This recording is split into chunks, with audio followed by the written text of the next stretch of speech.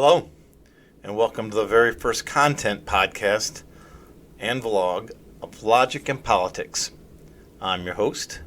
My name shall remain withheld to protect the guilty.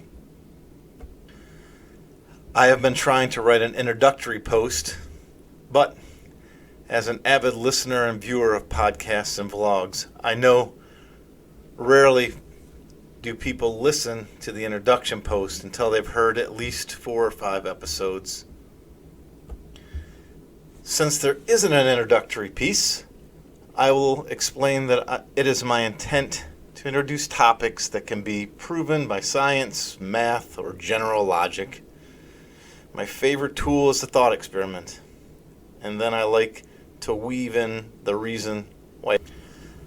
I have been writing under the name Logic and Politics on a blog and a Facebook group for the better part, of a long time. Today, I will open this endeavor with a topic that seems to have befuddled the layman since the dawn of capitalism, especially from the enabling side of the aisle. Questions like, why can't we just give people who need more money more money? And why is it that even though we give people more money, everything is more expensive? And it seems that the rich producers are the only ones getting richer. So the problem is that people don't see economics as they do, say, physics, as a science with laws, and laws not unlike conservation.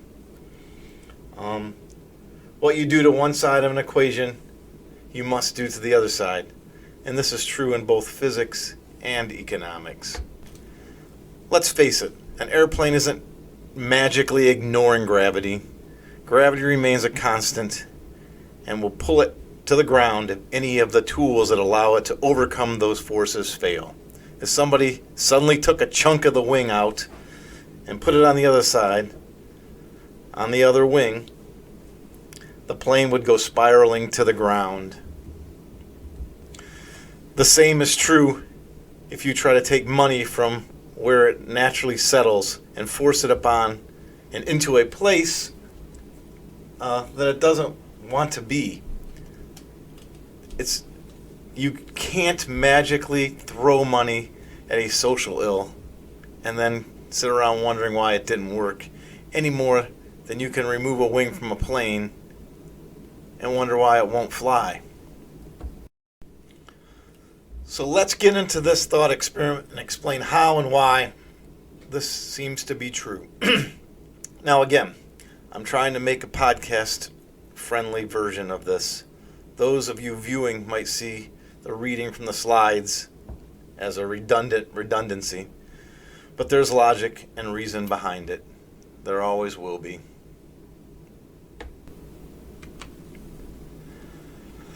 So the elements of price setting and impact of changes on the supply and demand as it affects inflation is going to be the big name of this particular podcast vlog. This is a thought experiment, and it's designed to remove the willing variable from the process and isolate what happens when a consumer are able. Every member will be willing to pay whatever cost to buy a widget. However, not every member is going to be able to afford, going to be able to pay whatever. So it's really important to know that that's a big drive behind this. I often explain that everybody wants a Lamborghini, but not everybody can have one. Elements of the thought experiment. The first element are the members. Now the members represent the people of this group who produce widgets and are also the consumer of the widgets. There are 10 members in this group, but they can only produce 8 widgets, and they are required to produce 8 widgets. They are varied in skills and crafts and intellect and motivation. They're just different at each level of membership. But other than that, they are considered to be otherwise generic.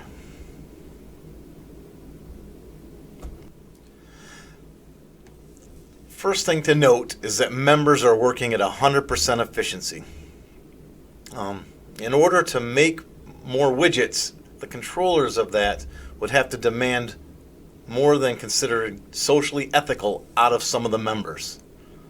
Or more members would have to be added, but they would also increase demand.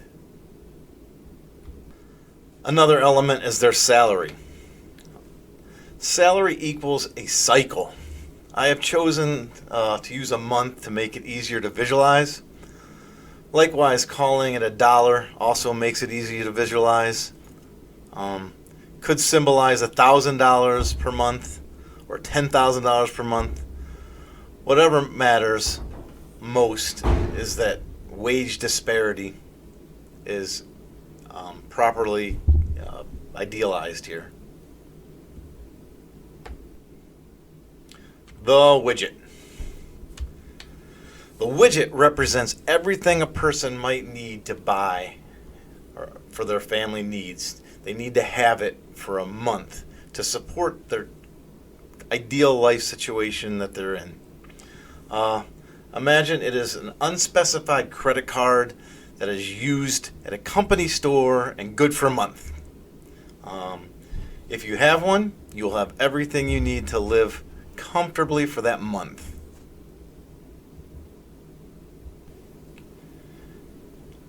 Now we're going to start propagating this whole idea with an idea, first of all, calling out member ID and salary.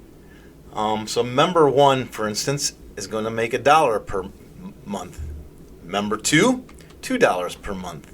Member 3 is going to make $3 per month. Member 4 is going to make $4 per month. 5, $5 per month. 6, $6 per month. 7, $7 per month. 8, $8 per month. 9, $9 per month. And 10, $10 per month. This is going to be their buying power each month. Right now, we're going to assume that it's completely wiped out every month and they have to start from scratch.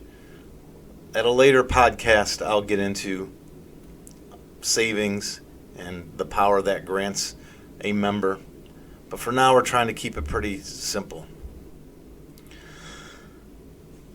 Next up, I just want to spell out again, I'm going to kind of remind a couple times that a widget equals everything one needs in a month.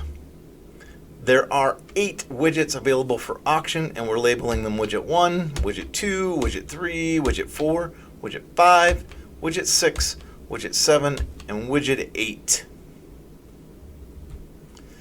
Now these widgets are set up individually so that a bid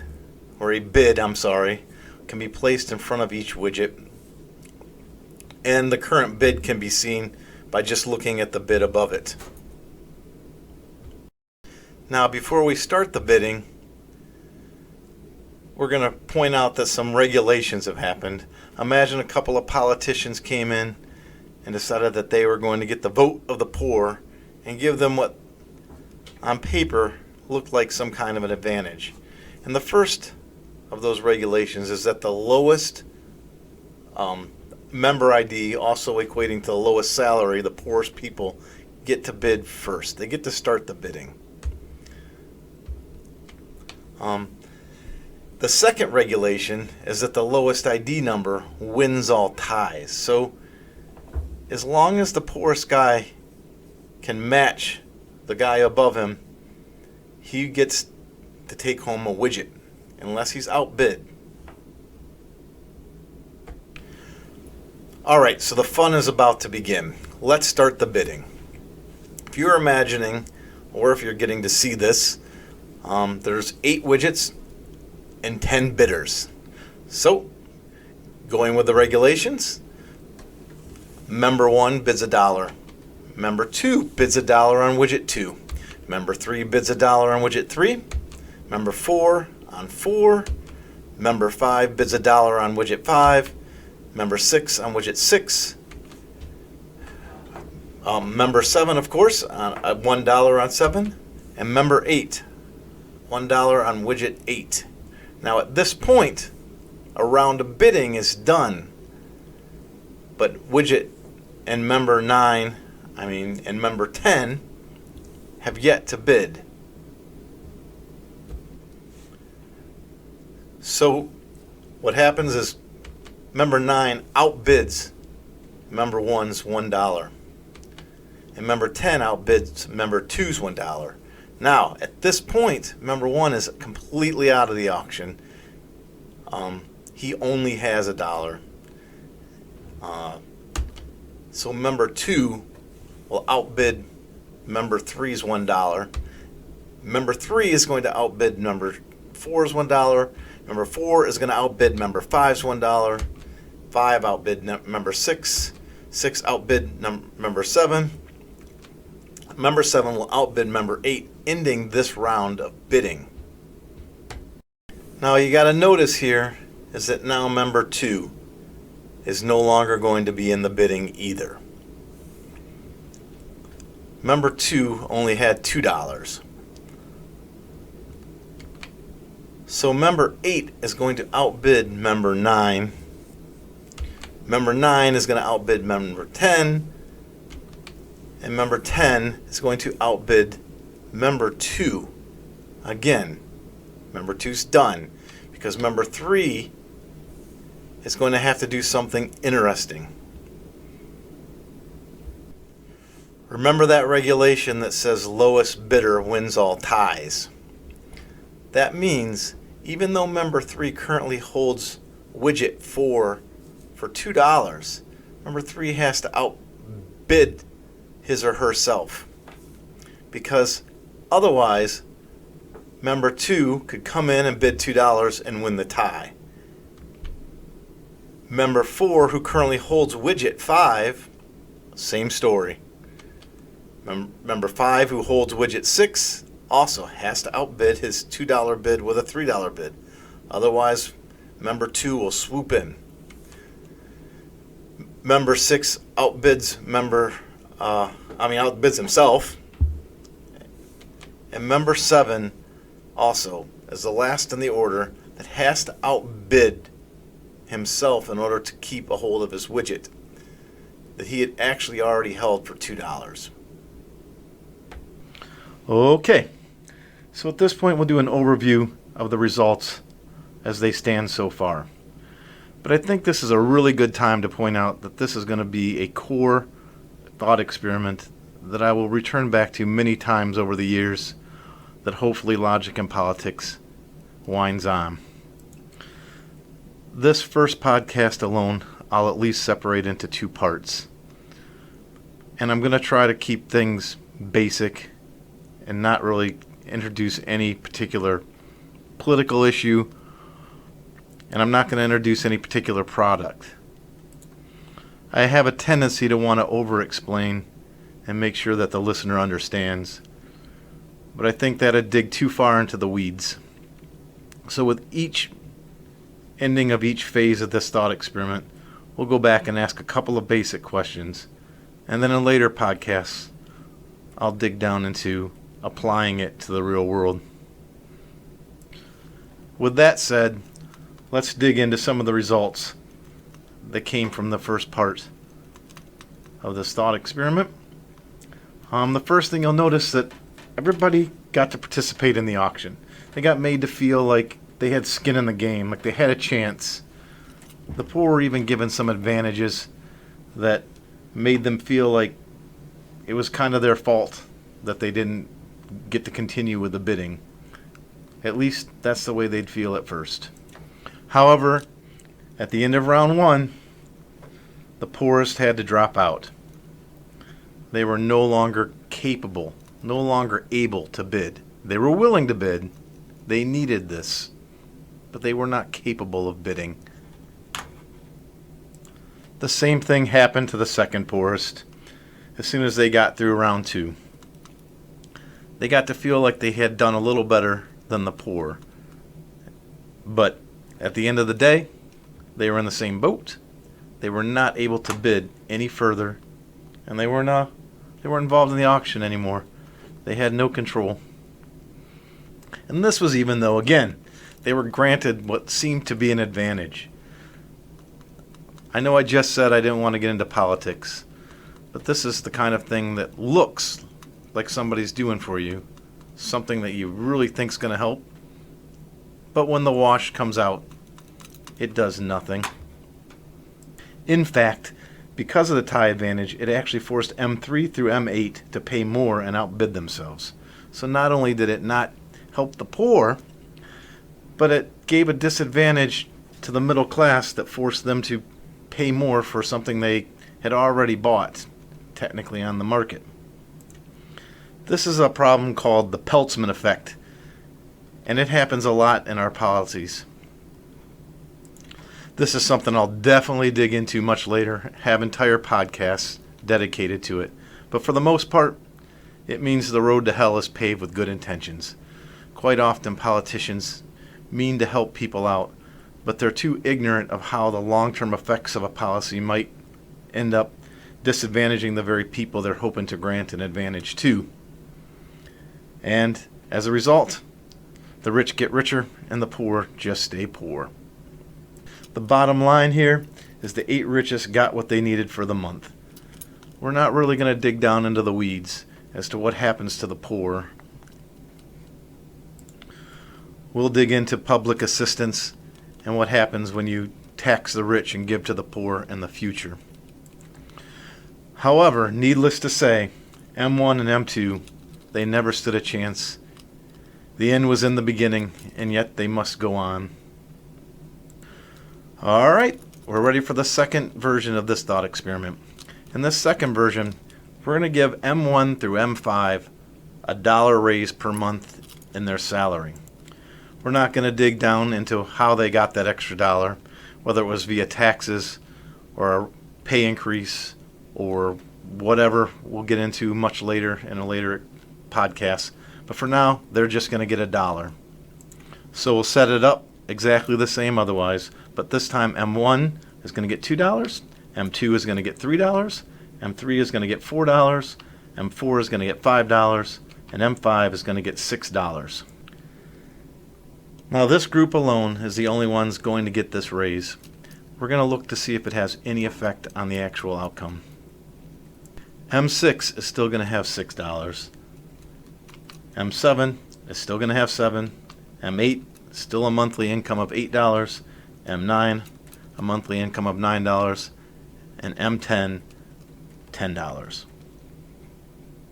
Just as before, a widget equals everything a member of this community might need for a month, and the widget is only good for a month. So we'll have widget 1, widget 2, widget 3, widget 4, widget 5, widget 6, widget 7, and widget 8 all set out for auction. Also, like before, the regulations still stand. The lowest bidder starts the bidding, and the lowest ID number wins all ties. They're like the house. Okay, let's take a look and see how this version of the experiment plays out. Here in the first round, things are going to look pretty much the same as they did the last round, where M1 bids $1 on widget 1, M2 bids $1 on widget 2, M3 bids $1 on widget 3, M4 $1 on 4, and M5 bids $1 on widget 5. Now at this point, I'll notice that that's the first 5 people who got a raise. It really didn't matter, but they did get a raise. They all have some money left in their pocket still and are still in the bidding. M6 bids $1 on widget 6, M7 bids $1 on widget 7, and M8 bids $1 on widget 8. Well, that ends the first round of bidding. Just like before, M9 and M10 respectively are going to come in and outbid member 1 and member 2 on widget 1 and widget 2. However, unlike the first round, member 1 is not out of the bidding yet. Member 1 comes in and bids a $2 bid on widget 3. Member 2 puts a $2 bid on widget 4. Member 3, $2 on 5. Member 4, $2 on 6. Member 5, $2 on 7. And member 6 finishes the round with a $2 bid on widget 8. But then again, we have left bidders who can outbid. So M7 comes in and outbids M9 with a $3 bid on widget 1. M8 outbids member 10 with a $3 bid on widget 2. M9, $3 bid, outbidding member 1 on widget 3. And M10 outbids member 2 on widget 4 with a $3 bid. Now, member 1 is out of the running. They only had $2 even with their raise. However, M2 will come down and outbid M3 with a $3 bid. Member 3 is going to outbid member 4 with a $3 bid. Member 4 outbid 5. And member 5 is going to outbid member 6 with a $3 bid. Now this is where the last version ended after 3 rounds. This time we're going to get an extra round in, simply spurred on by this raise that half of the members got. So, member 6 outbidding member 7 with $4. Member 7 outbidding member 8 with a $4 bid. Member 8 outbidding member 9 with a $4 bid. Member 9 outbidding number 10 with a $4 bid. And member 10 makes a $4 bid outbidding member 2. Member 2 is now out of the running. Member 2 only makes $3 even with the raise. But again, this is where we have members who have to make a saving bid and outbid themselves. Member 3, who currently has a $3 bid on widget 6, bids $4 to reserve it. Member 4 on widget 7, also making a $4 bid, outbidding themselves. And member 5, also the last. So there's few of them this time. There's only a few of them. Only 3 compared to what I think it was 6 the last time. But member 5 has to put a $4 bid down in order to save his bid from one of the lower members coming in and bidding an equal bid and triggering the tie bid regulation. So let's have a look at the overview of these results. The first round went exactly as the first round in version 1. No surprise there. Everybody had $1. It started out with $1. Round 1, the poorest got to stay in the hunt, but only for a moment. Round 2, M1 was no longer to continue the bidding.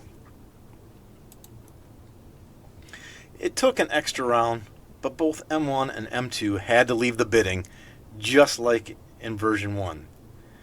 Everybody was forced to pay $1 more because the rules about the ties and the inflation caused by the bottom 5 getting a raise. M6 through M10 all have less money. The producer of the widgets were the only ones who were winners. Again, I'm not going to get into the political policies of some of this stuff just yet. That's the reason for coming back. But you can kind of see where I'm going to go with this in the future. How, again, the road to hell is paved with good intentions. M1 and M2, just like the original experiment, they didn't have a chance. It just looked like they did. So looking at these first 2 versions of this experiment, what other truths can we extract? For example, what would bring the prices down? This is always a contention of discussion. Somebody from the poorer end wants to blame the the vicious capitalists for raking over prices, and the corporations are always saying their hands are tied, that they have to charge what they charge. Well, we won't get into policy, as I just mentioned, but we'll just talk about overview. And one thing that we can do to bring prices down is less members. I kind of want you to let this sink in. If there were only 8 members and there were 8 widgets, there would have only been one round of bidding. And that round would have ended with everybody paying $1. So you have to ask yourself, what can a government do that would result in less people but the same number of widgets? The other thing you can do is you can make more widgets. Adding a supply of 10 would have resulted in the same as having only 8 members. 10 widgets would mean there would have only been one round of bidding, and that round would have resulted in everybody paying $1. The problem is that everybody in this group is producing at the level that they possibly can produce. So if you want to add more product, that means you're going to have to add more members. Or you're going to have to expect unrealistic things out of the current members. Simply adding more widgets will increase the actual cost to produce the widgets. So this was possibly the most common thing mentioned whenever I showed people this thought experiment, or in general public. People were saying, well, just have them produce more widgets. But that requires more people, or as the government usually calls it, more efficiency or more productivity. Those things cost more money, meaning that the widget's going to cost more money. So unlike having less people, adding more widgets comes with a level of complexity. Adding to supply always causes a level of complexity no matter what your product is. The opposite is true for having less members. Simply produce less members. So how about those regulations? There were some rather liberal, pro-labor politicians that were pretty excited about what they did to help the poor, and they were on the campaign trail toting it. However, did they really help the poor? Actually, they didn't do a damn thing. They looked really nice on paper. But even with the best of intentions, the attempts to give poor a leg up only resulted in more money for the producers. And we hear this complaint constantly with people who don't understand economics. The liberal politicians will do things that put money in their pocket, and then they wonder why it seems like the big oil companies are making better profits this year. Well, there's a direct tie, and we can see it here. And again, we'll get into the actual policies a bit later on, or as we go through these podcasts. However, there's even a worse story than that. For the beloved middle class, the 5 lower class members in version 1 and 3 and version 2, they all had to outbid themselves because of these regulations. The Peltzman effect. The road to hell is paved with good intentions. We could see where people were trying to do there, but that's just not how economics works. And unfortunately, those people who set our policies don't usually understand some basics. So as I mentioned before, after giving the poorer 5, the lower 50% of the people, more money, the result was inflation. The producers made $24 in version 1. That jumped up to $32 in version 2, and it didn't change one iota the end result. So, as you can see here, this has nothing to do with what producers do and nothing to do with how hard the poor work. It simply has to do with the fact that Well, economics is a system, and a system has rules. And if those rules are not understood, that doesn't change the fact that they work. I will go one step further and say that evolution and the rules of economics have an awful lot in common. They both can be pretty harsh and cruel at times, but they're fair.